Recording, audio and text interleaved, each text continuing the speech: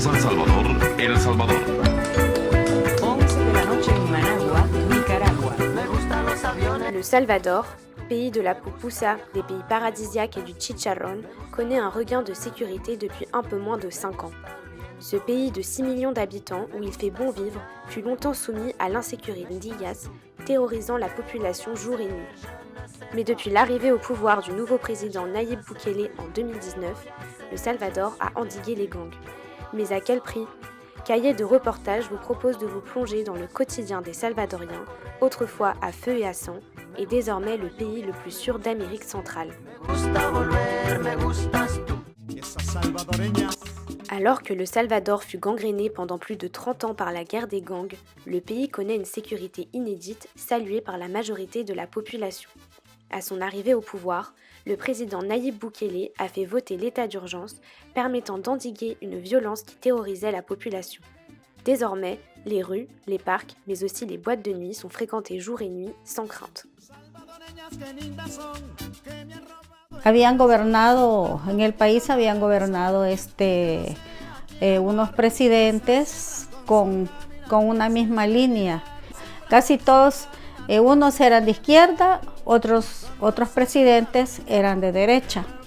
Y entonces llegó Nayib Bukele y la población creyó, porque estábamos desesperados se tuvo una guerra acá, una guerra interna con las pandillas. Aquí esto era terrible, que ellos se habían apoderado de ciertos lugares muy específicos. Yo no he vivido en lugares peligrosos, sino que solamente pues de noticias, y bueno, uno veía pues tantas eran atrocidades las que ellos hacían, y entre ellos mismos y con la población. Si la gente se oponía, entonces los mataban. Y el cambio fue, pero fue bárbaro, ¿verdad? Y lo principal era la inseguridad que había. La delincuencia estaba pues por sobre toda la población, y se ha visto que ahora la gente puede salir, anda en la calle a las 11 de la noche y se siente seguro. Van a pasear con sus niños, los llevan a los parques, y ya no hay esa gran preocupación que había antes. Dentro de mi país, como salvadoreña, no me siento insegura, no me siento afectada al 100% por la delincuencia. Se ve una gran diferencia dentro de la seguridad, las mejoras de la educación, las mejoras del sector salud y mejoras que son más impactantes dentro de la infraestructura del país. Hacer más énfasis o más promoción a las zonas turísticas del país. Bueno, el cambio más significativo fue que le puso bastante final al tema de pandillas. Entonces, en el tema de seguridad, creo que es lo que el país ha ganado más con este gobierno que está actualmente. Estoy de acuerdo puntualmente en el tema de seguridad. Hay algunos aspectos los cuales yo no los comparto, pero el tema de seguridad para mí ha sido muy eficaz, y eso sí lo apoyo. Je me sens en sécurité depuis à peu près 3 ans en fait. Il y avait un énorme taux de délinquance au Salvador. Il y avait des groupes de délinquance armés qu'on appelait les maras, et qui contrôlaient les territoires de tout El Salvador.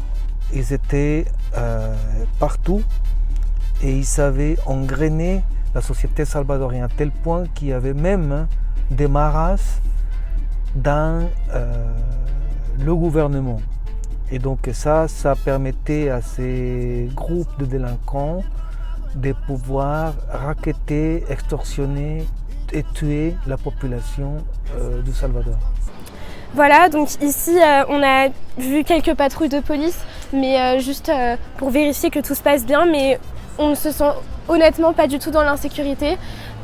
Et clairement, il y a 15 ans, voire même il y a 5 ans, c'était impossible de se balader comme ça la tombée de la nuit, c'était impossible.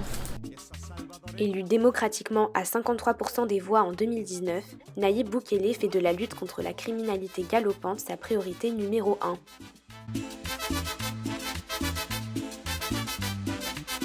Le président, il a décidé de lancer une politique de zéro tolérance au groupe délinquentiel. Et la première chose qu'il a fait, c'est de limoger tout politicien qui était membre des Maras. Donc ça a permis déjà d'une part de nettoyer le gouvernement et d'autre part de lutter contre la corruption. Deuxièmement, il a renforcé la police, il a fait sortir l'armée des casernes pour combattre toutes ces délinquances-là et ils ont lancé un programme pour capturer et mettre en prison les membres des Maras. Et actuellement, il y a 70 000 membres des Maras qui sont en prison. D'ailleurs, le président a fait construire une prison unique exclusivement pour ces membres des Maras. Les gens ils disent des choses, mais il n'a jamais été constaté, il n'y a pas un constat très précis. Bien entendu, ce qui se passe, comme le président lui-même il dit, ce n'est pas une prison comme c'était avant. Il faut savoir que les Maras qui étaient en prison avant l'arrivée du président actuel, ils amenaient des prostituées, ils faisaient la fête et ils avaient des privilèges et ils continuaient à diriger les groupes de Maras depuis l'intérieur de la prison. Donc évidemment maintenant c'est totalement interdit. Une personne détenue ne perd pas ses droits. Elle perd certains droits comme le fait de pouvoir élire quelqu'un lors d'une élection. On ne peut pas le faire sortir pour cela ou placer une urne dans la prison, mais pour autant un détenu ne perd pas ses droits humains.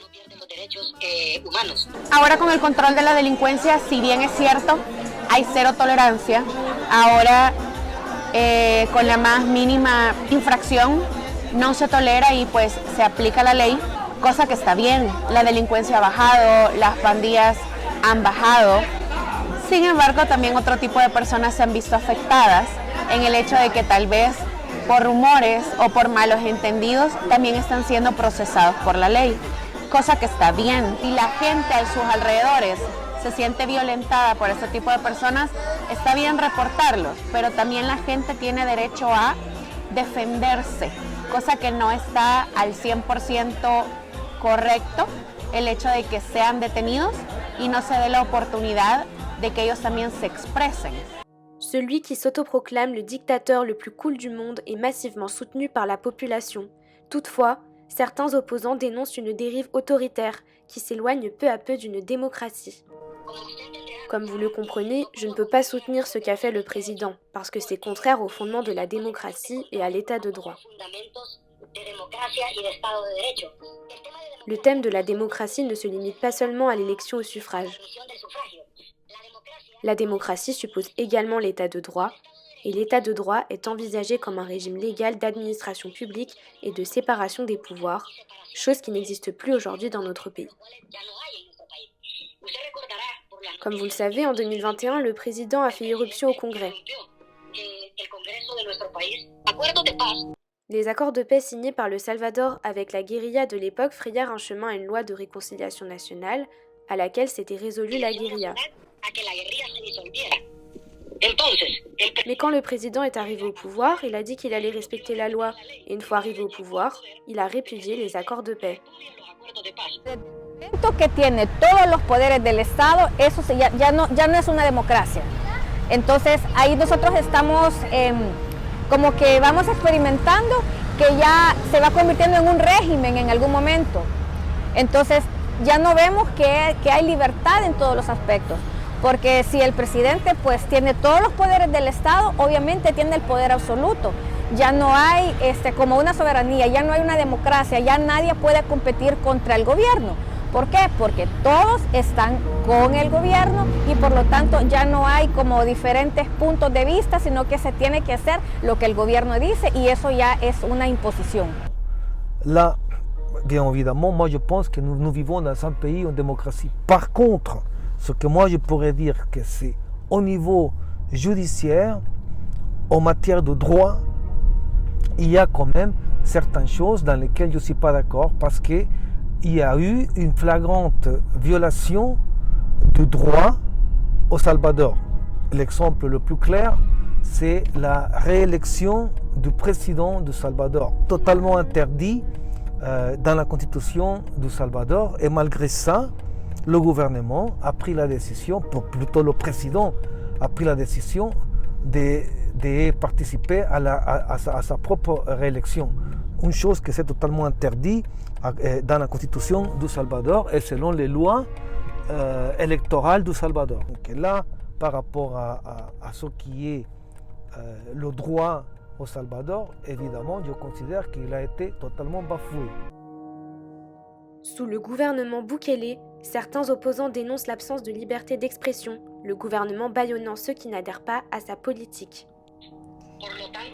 Par conséquent, la liberté d'expression qui fait partie de la démocratie n'existe pas au Salvador, où elle est une liberté à elle seule, car il y a une persécution des médias par l'appareil d'État.